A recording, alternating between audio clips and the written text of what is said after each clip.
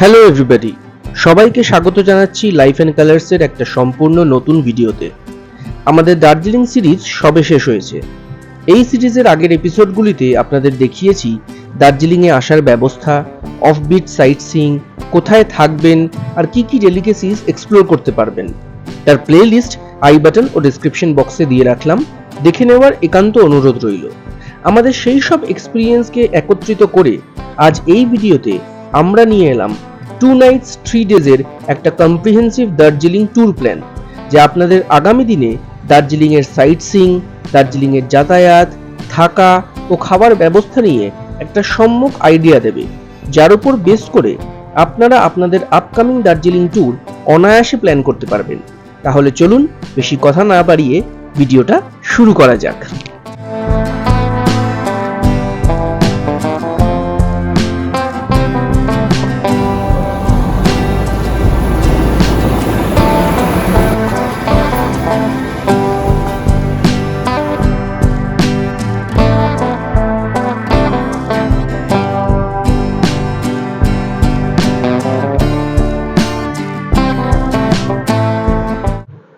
প্রথমেই আসি দার্জিলিং পৌঁছবেন কিভাবে।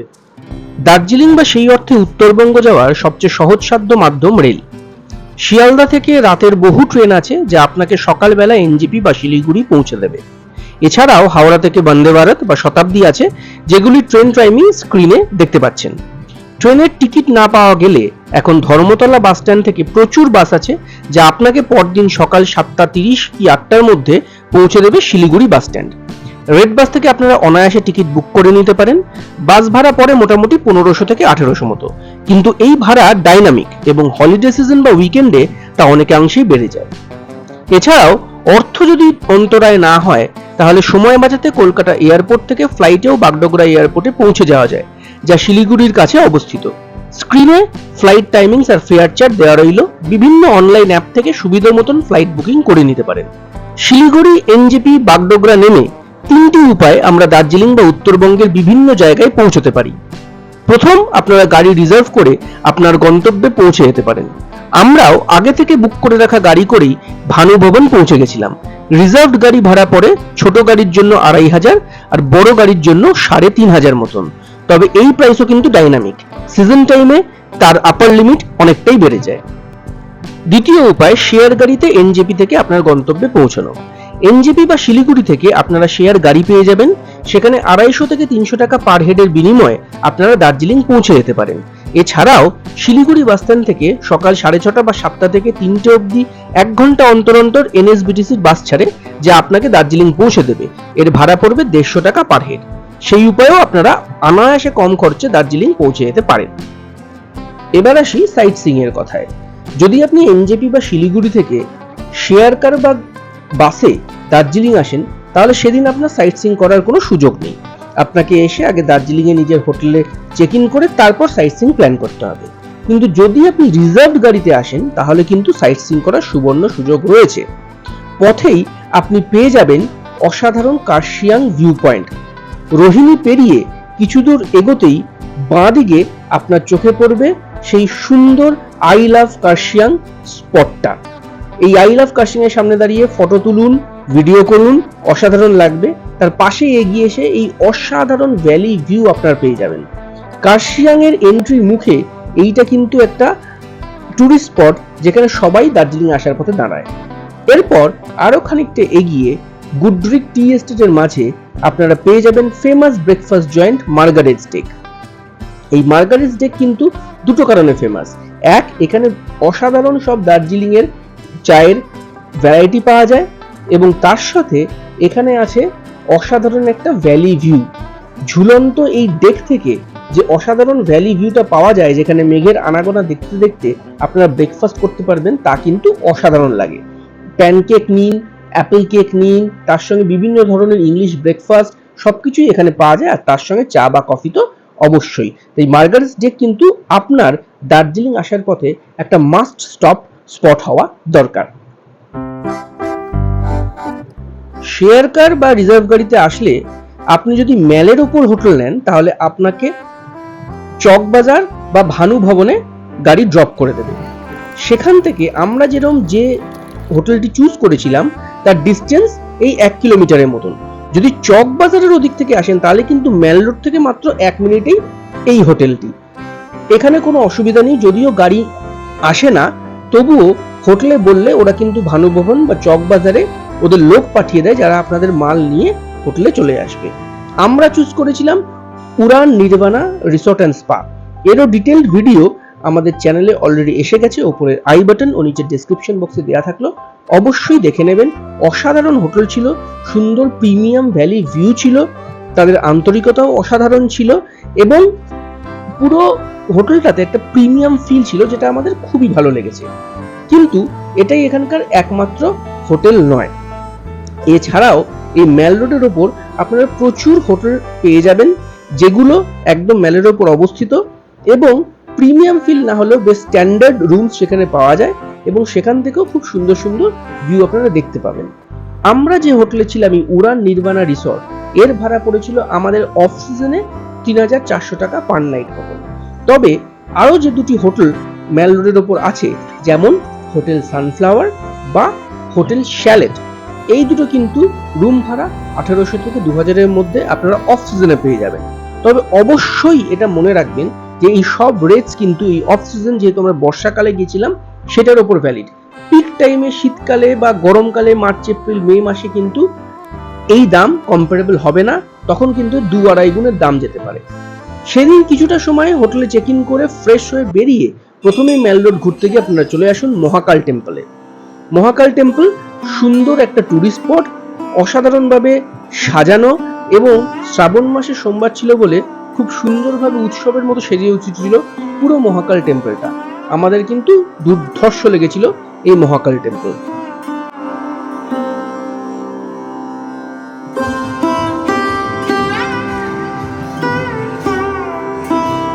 ওইদিকে চলে এসছে অবজারভেটরি হিল পয়েন্ট, ওখানেই যাচ্ছি। মহাকাল টেম্পল ঘুরে তার পাশে রাস্তা দিয়ে চলে আসুন অবজারভেটরি হিল পয়েন্টে। এখান থেকে যদি আকাশ পরিষ্কার থাকে তাহলে কিন্তু অসাধারণ কাঞ্চনজঙ্ঘার ভিউ পাওয়া যায়। আনফর্চুনেটলি আমরা বর্ষাকালে গিয়েছিলাম, তাই মেঘ ছিল, তাই জন্য সেরকম কোনো ভিউ আমরা দেখতে পাইনি। তাও এই অবজারভেটরি হিলের যে নৈসর্গিক সৌন্দর্যটা আছে সেটা উপভোগ করতে চলে আসুন এখানে। তারপর ঘুরে নিন মহাকাল মার্কেট, আর তার সঙ্গে যদি একটু খিদে পেয়ে যায় তাহলে বিকেলে স্ন্যাক্স করে নিন মেল রোডের ওপর অসাধারণ সব ফুড জয়েন্ট থেকে। একটা কথা এখানে বলে রাখা দরকার, আমাদের ডিটেল ভিডিওটা দেখে নেবেন। আমরা বলেছি আগে যেমন এই দার্জিলিংয়ে হকার্স পয়েন্ট ছিল যেখানে বিভিন্ন হকার বিভিন্ন খাওয়া দাওয়া নিয়ে বসতো, সেটা কিন্তু এখন উঠে গেছে, কারণ নো ভেন্ডার জোন হয়ে গেছে পুরো মল এরিয়া। তাই এস্টাবলিশ ফুড জয়েন্টস ছাড়া আপনারা কিন্তু রাস্তার খাবারের স্টল পাবেন না। ইভিনিং স্ন্যাক্স করার পর প্রথম দিন আপনারা শপিং এর জন্য সন্ধ্যাবেলাটা রেখে দিন, মল রোডে ঘুরুন। সব দোকানে এই সময় অফ টাইমে খুব ডিসকাউন্ট চলে, আপনাদের মনোমতো এবং সাধ্যমতো শপিং প্রথম দিন সন্ধ্যাবেলাতেই সেরে নিন। এই দিক দিয়ে মেল, আর নিচে যেগুলো বলছিলাম হোটেলের রাস্তা চলে গেছে সব, আর এখানে খুব ভালো ভালো খাবার দোকানও আছে। শপিং টপিং হয়ে গেলে আরেকবার যদি চা খেতে ইচ্ছে করে এখানকার গুড্রিক টি স্পট বা গোল্ডেন টিপস থেকে চা খেতে পারেন। আর ডিনারটা করুন এখানকার ফেমাস ১৬ আনা বাঙালিতে। ডিনার করে রুমে এসে সুন্দর রাত্রির ঝলমলে পাহাড় দেখতে দেখতে দিনটা সেদিনকার মতো শেষ করুন, কারণ পরের দিন সকালে উঠতে হবে।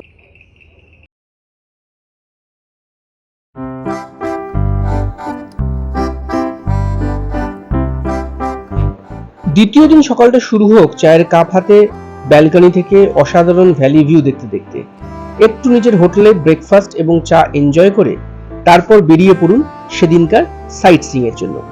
এখানে বলে রাখি, সাইট সিইং এর গাড়ি আইদার আপনারা প্রথম দিন পৌঁছেই চকবাজার বা ভানুভবন থেকে বুক করে রাখতে পারেন। অফবিট সাইট সিইং মানে লামাহাট্টা, তাকদা, তিনচুলে এই সার্কিট করার জন্য জেনেরিক ভাড়া পড়ে ৩,০০০ টাকা ছোট গাড়িতে, আর বড় গাড়ি মানে 8 সিটারে মোটামুটি ৪,০০০ মতো। আমরা সেদিন বেরিয়ে গ্লেনারিজে করেছিলাম ব্রেকফাস্ট, সুন্দর সসেজ আর ফ্রাইড এগস, আর তার সঙ্গে অসাধারণ আসাম টি। এইটা ছিল আমাদের ব্রেকফাস্ট।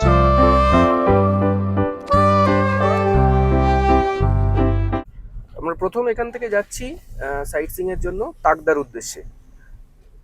তাকদা ওখানে অরেঞ্জ গার্ডেন আছে, তো তাকদা অরেঞ্জ গার্ডেন এমনিতে ফেমাস, তবে এখন খোলা পাবো কি পাবো না সেটা গিয়ে দেখতে হবে। তো প্রথম যাচ্ছি তাকদার উদ্দেশ্যে। এখান থেকে তাকদা कितना टाइम लगेगा यहाँ से तागदा? यहाँ से तक सर आपका वही 40-45 मिनट सर।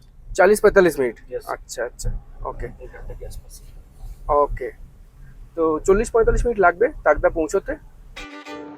দ্বিতীয় দিন সাইট সিইং এর আমাদের প্রথম গন্তব্য তাকদা অর্কিড গার্ডেন। এখানে বলে রাখি, এবার কিন্তু আমরা দার্জিলিং এর 7 পয়েন্ট বা মিক্স পয়েন্ট সাইট সিইং করিনি। যেহেতু বর্ষায় এসেছিলাম, তাই বর্ষায় অফবিট জায়গাগুলো কেমন লাগে দেখতে সেইটারই ইন্টারেস্ট ছিল বেশি। বলতে বলতে আমরা পৌঁছে গেলাম Takdah orchid garden, but unfortunately সেদিন ছিল রবিবার, আর রবিবার এই তাকদা অর্কিড গার্ডেন বন্ধ থাকে। এই আমরা ভেতরে ঢুকতে পারিনি, বাইরে থেকে যেটুকু ভিউ পেয়েছিলাম সেটাই আপনাদের দেখালাম। অসাধারণ একটা অর্কিড গার্ডেন, এবং সেখানে বিভিন্ন রকমের অর্কিড জেনারেলি দেখতে পাওয়া যায় ভেতরে গেলে। আর বর্ষাকাল বলে এর পাশ দিয়ে বয়ে চলেছিল সুন্দর একটা ঝর্ণা, যেটা কিন্তু অন্য টাইমে এলে দেখতে পাওয়া যায় না। সেটা কিন্তু একটা অ্যাডেড মাত্রা যোগ করেছিল এই তাকদা অর্কিড গার্ডেনের উপর। যাই হোক, ভেতরে ঢুকতে না পারলেও বাইরে থেকে ভিউটা দেখে আমরা এগিয়ে চললাম আমাদের নেক্সট ডেস্টিনেশনের পথে। নেক্সট ডেস্টিনেশন অ্যাকচুয়ালি হচ্ছে তিনচুলেতে পড়ে। তিনচুলে তাকদা থেকে একটু মাত্রই দূরে, মোটামুটি আধ ঘন্টা মতন সময় লাগে, বাট আমরা এগিয়ে যাচ্ছি সেইখানকার ফেমাস গুম্বাদারা ভিউ পয়েন্টের দিকে।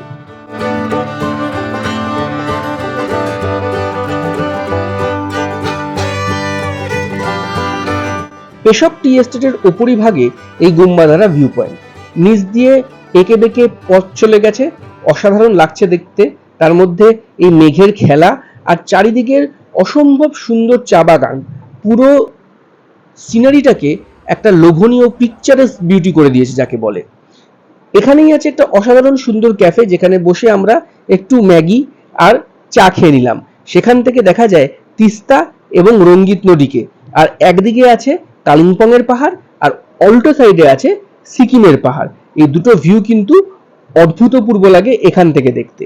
আর সেখানে বাইনোকুলার দিয়েও আপনার কালিম্পং এর পাহাড় আর সিকিমের পাহাড় আপনারা দেখতে পারেন। 50 টাকার বিনিময়ে বাইনোকুলারের মধ্যে দিয়ে আপনারা সিকিমের নামচির চারধাম এবং কালিম্পং এর ছোট্ট পাহাড়ি গ্রাম এবং তার সাথে রঙ্গিত নদীর ফ্লো সবকিছুই দেখতে পাবেন। গুম্বাদারা ভিউ পয়েন্ট দেখে চলে আসুন নিচে পেশক টি এস্টেটে। এখানেও অসাধারণ সুন্দর চা বাগানের মাঝে আপনি চলে যেতে পারেন এবং খুব ভালো ভালো ফটো আপনারা তুলতে পারেন। পেশক টি এস্টেট ওই গুম্বাদারা ভিউ পয়েন্টের নিচের স্টেপসগুলোতেই পুরো তার চা বাগানটা ছড়িয়ে। পেশক টি এস্টেট দেখে আমরা এবার আরো এগিয়ে যেতে লাগলাম। এবার আমাদের নেক্সট ভিউ পয়েন্টের দিকে, যা হচ্ছে লাভার্স পয়েন্ট বা ত্রিবেণী সঙ্গম। এই লেখা আছে লাভার্স ভিউ পয়েন্ট পেশক টি গার্ডেন। লেখা আছে এখানে যে মেনটেন বাই তিস্তা বাজার, তো সেইটা কিন্তু আজকে জলের তলায় তিস্তার খরস্রোতা নদীর উপর আমরা কিছুটা পার্ট দেখতে পাচ্ছি। এখানটা যদি জুম করছি, যদি দেখেন এই এরিয়াটা কিন্তু ধস নেমে গেছে পুরো।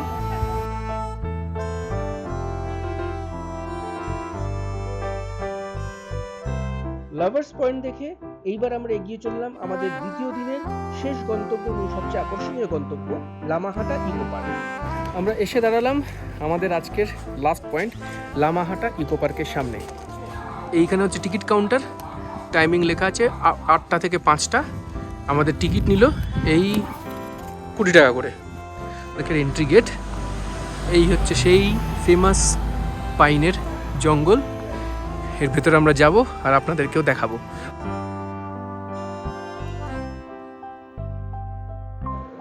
লামাহাটে ইকো পার্ক ফেমাস তার গহীন ঘন পাইন ফরেস্টের জন্য।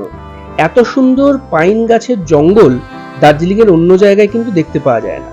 আর সেখান থেকে ট্রেক করে একদম টপ পয়েন্টে এই অসাধারণ পবিত্র লেক, যেখানে অনেক মানুষই নিজেদের মনোকামনা পূর্ণ করতে কয়েন ছুঁড়ে দিয়ে থাকেন।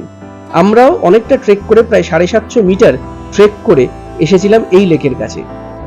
বয়স বা শারীরিক কারণে অক্ষম না হলে অবশ্যই চেষ্টা করবেন একটু কষ্ট হলেও ট্রেক করে এই লেকটা দেখে যাওয়ার জন্য।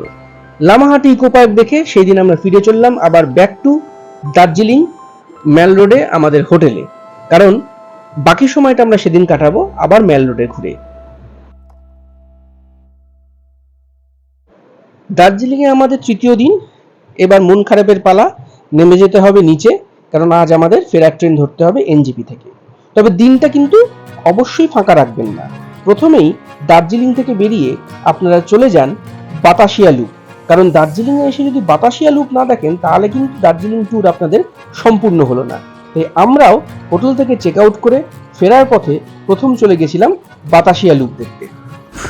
এখানে গিয়ে আমরা এখান থেকে টিকিট করব, টিকিট করে তারপর বাতাসিয়া লুপ যাব।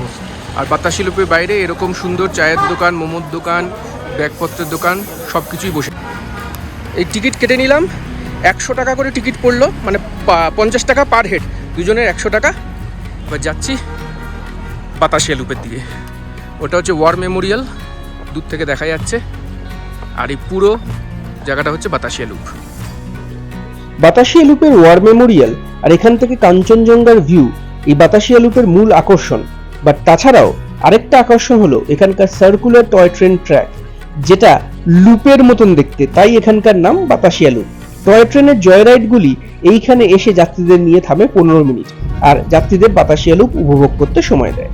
বাতাসিয়া লুপ থেকে এবার এগিয়ে চলুন ইউনেস্কো ওয়ার্ল্ড হেরিটেজ সাইট ঘুম স্টেশনের দিকে।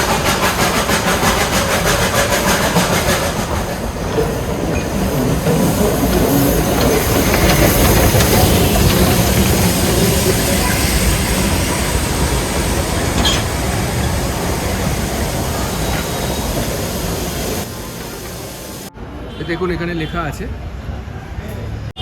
মিউজিয়ামটা এইটা।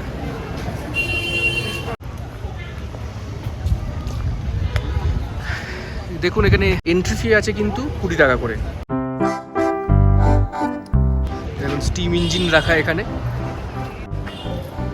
এখানে লেখা আছে UNESCO world heritage site, highest heritage railway station in the world.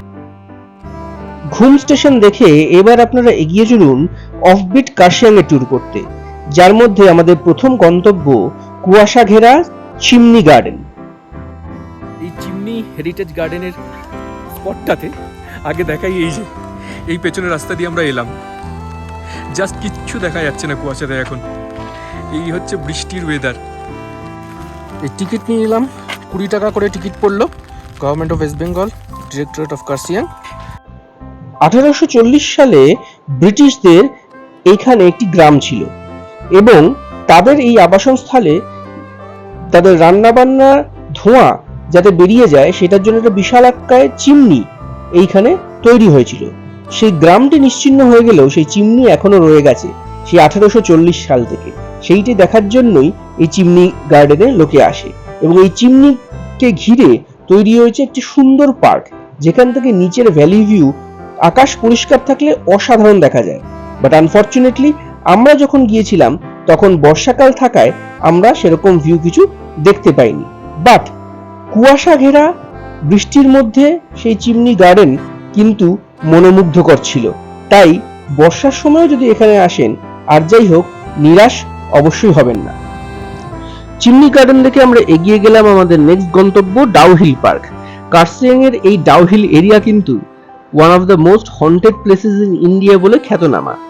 যদিও ডাউহিল পার্কটা খুবই সুন্দর এবং পাইনে ঘেরা এই জঙ্গলের মধ্যে এত সুন্দর একটা পার্কে ঘুরতে আমাদের অসাধারণ লেগেছিল। সেখান থেকে অনতি দূরেই আমরা দেখে নিয়েছিলাম ওয়েস্ট বেঙ্গল ফরেস্ট স্কুলের মিউজিয়াম। সেখানেও বিভিন্ন সব ভালো ভালো জিনিস সংরক্ষণ করে রাখা আছে, যা ঘুরে দেখতে আপনাদের খুব ভালো লাগবে। তারপর এসে দাঁড়ালাম আমরা সেই ফেমাস হন্টেড এরিয়া, যেটা Victoria boys school of Dowhill, established 1879। আর তার পাশেই ফেমাস ডাউহিল স্কুল, সেটাও আপনারা ঘুরে দেখে নিতে পারেন। এই ভিক্টোরিয়া বয়েজ স্কুল আর ডাউহিল স্কুলের মধ্যেই আছে ডাউহিল ফরেস্ট। সেখানে আমরা যদিও যাইনি, তবে সেই রাস্তা কিন্তু অত্যন্ত রোমাঞ্চকর। আর তার ভেতর দিয়ে গিয়ে অনতি দূরেই আছে সেই ফরবিডেন চার্চ, যেখানে কিন্তু সব ভৌতিক গল্পের উৎস।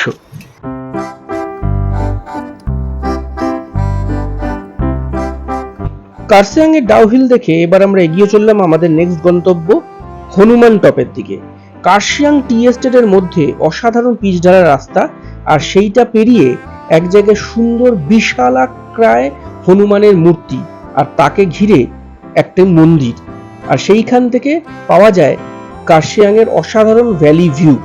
আর আই লাভ কার্শিয়াং এ সামনে দাঁড়িয়ে আপনি আপনার মনোমতো ফটো বা ভিডিও তুলে নিতেই পারেন। এটাও কিন্তু একটা মাস্ট ভিজিট স্পট আমরা বলতে পারি। তো যেদিন আপনারা ফিরবেন, কার্শিয়াং এর এই সব সাইটগুলো যদি আপনারা আপনাদের প্ল্যানে রেখে দেন, তাহলে কিন্তু আপনাদের ফেরাটা সার্থক বলে মনে হবে। কার্শিয়াং টি এস্টেট আর হনুমান টপ দেখে এবার আমরা এগিয়ে চললাম আমাদের আজকের শেষ গন্তব্য, অর্থাৎ তৃতীয় দিনের শেষ গন্তব্য গিদ্দে পাহাড়ের দিকে। আচ্ছা, এই ওপরে উঠছি আমরা সিঁড়ি দিয়ে।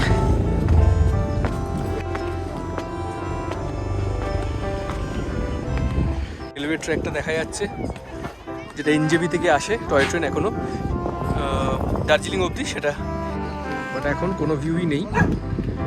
এঁকে বেঁকে গেছে নিচ দিয়ে পাহাড়, রাস্তা।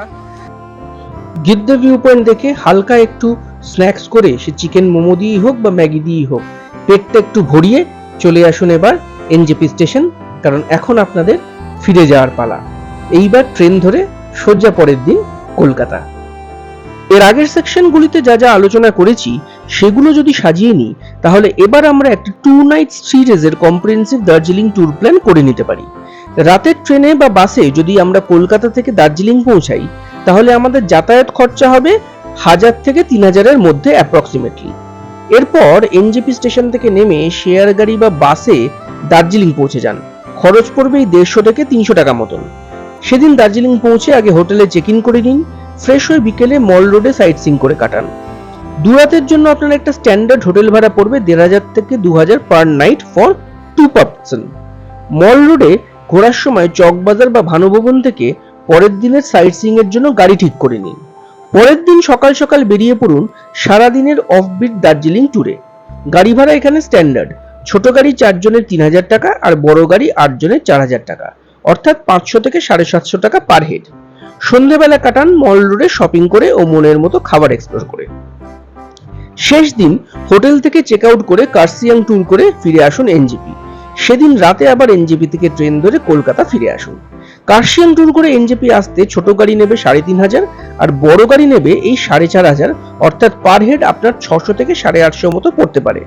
তাহলে এই সবকটি ট্যুর আইটিনারি ধরলে টোটাল 2 নাইট 3 ডেজের এই দার্জিলিং ট্যুরে আপনার মোটামুটি খরচ পড়বে মাত্র 3750 বা 4000 থেকে 7000 টাকার মধ্যে, ডিপেন্ডিং অন আপনি কতটা কমফোর্টেবলি ট্যুর করতে চাইছেন। আশা করি সামগ্রিকভাবে যথেষ্ট কম খরচেই একটা দুর্দান্ত দার্জিলিং ট্যুরের খোঁজ আপনাদের দিতে পারলাম এই ভিডিওর মধ্যে থেকে। তবে আরেকটা ডিসক্লেমার, এই ট্যুর কস্ট কিন্তু অফ টাইমে বা বর্ষায় পাহাড় ভ্রমণটা মাথায় রেখে। সিজন টাইমে কিন্তু এই সেম ট্যুরের কস্টই আপনার 2 থেকে 2.5 গুণ পর্যন্ত বেড়ে যেতে পারে। কেমন লাগলো আজকের এই ভিডিও অবশ্যই কমেন্ট করে জানাবেন, আর ভালো লাগলে লাইক, শেয়ার এবং চ্যানেলে নতুন হলে সাবস্ক্রাইব করতে কিন্তু ভুলবেন না। আর সাবস্ক্রাইব করার সময় অবশ্যই বেল আইকনটা প্রেস করে দেবেন, যাতে এরকম নতুন নতুন ভালো ভিডিও আপনাদের চট করে চলে আসে। তাহলে আজকে এই পর্যন্তই, দেখা হবে খুব শিগগিরই নতুন কোনো জায়গার সন্ধান নিয়ে বা নতুন কোনো জিনিসের এক্সপ্লোরেশন নিয়ে। ততদিন ভালো থাকবেন, সুস্থ থাকবেন। আজকের মতন টাটা।